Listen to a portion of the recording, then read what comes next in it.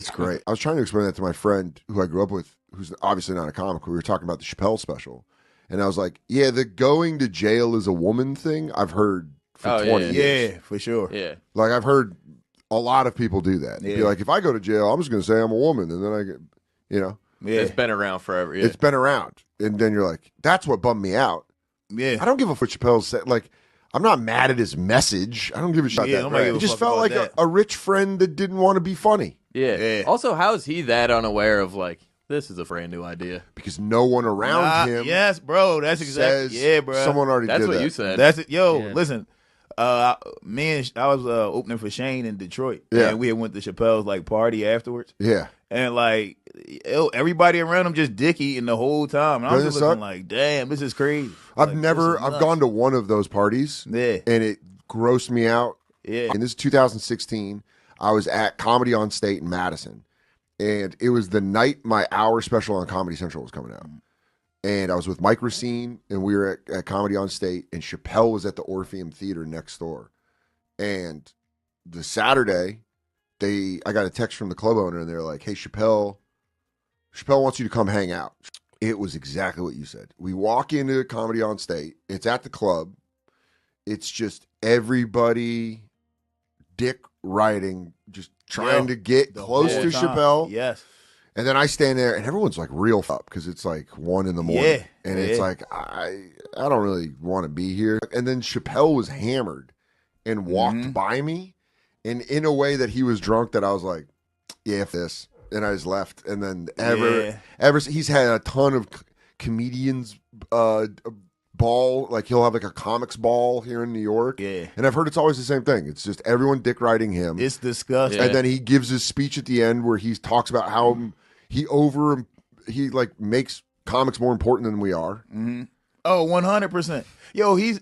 Damn, I'm not talking shit. I love Dave Chappelle, bro. I swear I'm not But talking this is, shit. but You're just mad It's you just- didn't get a yo, black and white picture but for the credits. Naeem, what I'm saying not is, talking shit, but I swear, Naeem, bro. what I'm saying is, if his friends did this, we wouldn't have to do right, this. bro. Because he's just so unaware of like social things too. You don't have one like, friend- It's just crazy, bro. You don't have one friend that goes, "What's up with the logo?"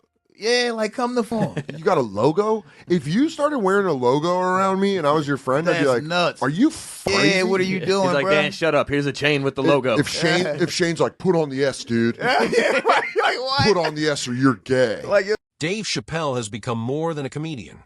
He is an institution, a reference point, a gravitational force in the culture. When his name comes up, it is rarely in the modest tones reserved for working comics. Instead, it carries the aura of myth. That aura changes the chemistry of every room he enters. It is the kind of aura that makes people lower their voices, adjust their posture, lean forward as if the man himself is a sermon to be received. But comedy, at its core, is allergic to reverence.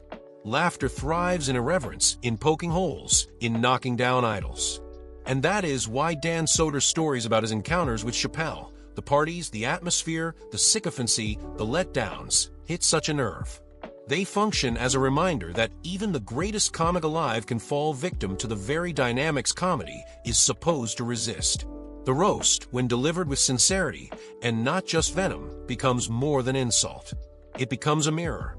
Comedy has always maintained an internal policing mechanism called the roast. In clubs, green rooms, and late-night diners, comedians test one another not just with punchlines, but with cutting honesty disguised as jokes. The roast is a way of keeping egos in check, of reminding the rising star that no one is untouchable, of ensuring the craft remains rooted in humility. But what happens when a figure becomes so large that the roast stops landing? When comedians themselves are too nervous to test the emperor's clothes. That is when comedy risks losing its own immune system. Without roast culture, unchecked reverence begins to spread. Soder's willingness to tell unflattering stories about Chappelle is less about cruelty than about reasserting the balance. It is a reminder that no matter how legendary, every comedian deserves to be on the receiving end of the same skepticism they dish out. The most vivid details in Soder's account revolve around the after-parties. The late-night gatherings after shows, filled with hangers-on, fellow comics, and opportunists, function as social laboratories.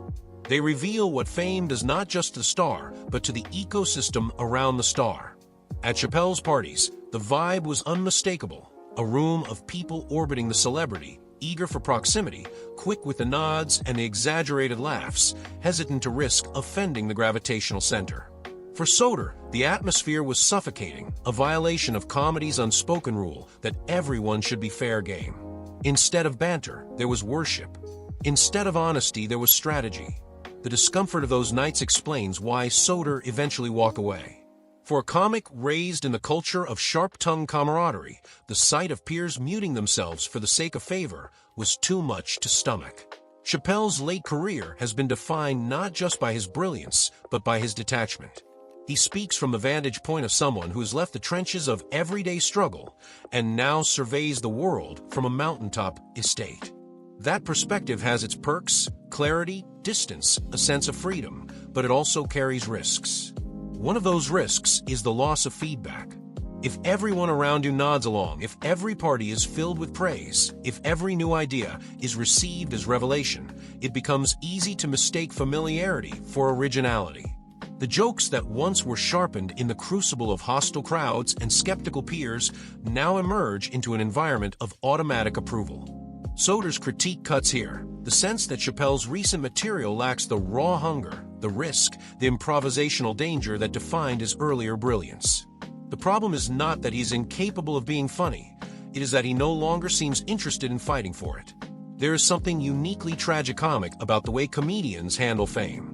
They spend years yearning for recognition, hustling through half-empty clubs, enduring hecklers, surviving day jobs, praying for a break. When fame arrives, it is both a blessing and a curse. Suddenly, the comic is freed from struggle, but also severed from the environment that gave their jokes life. For those who remain in the middle tiers of comedy, not anonymous, but not mythic, witnessing a legend like Chappelle surrounded by sycophants is jarring. It is a glimpse into a possible future, one that feels hollow. The question becomes, what is the point of comedy if honesty has been traded for reverence? Soder's anecdotes are not just gossip about Chappelle, they are cautionary tales for every comic on the rise. They warn of what happens when the laughter you hear is no longer organic, but strategic. The power of Soder's roast lies in its refusal to bow. By making fun of the parties, the speeches, the lack of awareness, he restores humor to its rightful place as resistance. He refuses to accept the narrative that Chappelle's every word is profound. He insists that sometimes a bad joke is just a bad joke, sometimes a party is just an awkward ego fest, sometimes a logo chain is just ridiculous. This is not betrayal. It is fidelity to comedy's core ethic. No one is above the laugh. Not even the king. Chappelle's current cultural position is not enviable, no matter how it may look from the outside. He has wealth, fame, and power, but he also has isolation. The pedestal is lonely. He is surrounded not by friends who tell you the truth, but by courtiers who confirm your illusions. When Soder points out the absence of genuine friends willing to call out absurdities, he is highlighting not just a flaw in Chappelle's circle, but a broader truth about celebrity. The higher one climbs, the harder it becomes to hear the kind of honesty that keeps you grounded. Comedy cannot breathe in such rarefied air. It suffocates when surrounded only by approval. The Chappelle-Soder moment also reflects the broader transformation of comedy in the 21st century. Podcasts have become the new comedy clubs, the new green rooms, the new spaces where truth is spoken. While stages remain central, much of the real talk now happens in long-form conversations where comics dissect one another, the industry, and the culture. In that sense, Soder's stories are not just personal recollections, but part of a new archive of comedy history. Future scholars will look not only at specials, but at podcast episodes to understand the dynamics of humor, power, and culture. And in that archive, moments like these will stand as testimony that comedy still has a conscience, still has voices willing to puncture the myth of untouchable genius. It is important to distinguish between reverence and respect. Respect is earned through craft, through decades of brilliance, through a body of work that changes the culture. Chappelle deserves respect for all of that. Reverence, however, is something different. Reverence silences critique, suspends skepticism, elevates a person to sainthood. Comedy dies in the soil of reverence. It flourishes in the mess of respect mixed with ridicule, admiration tempered by mockery. Soder embodies that balance. He respects Chappelle's talent, but refuses to revere him into infallibility.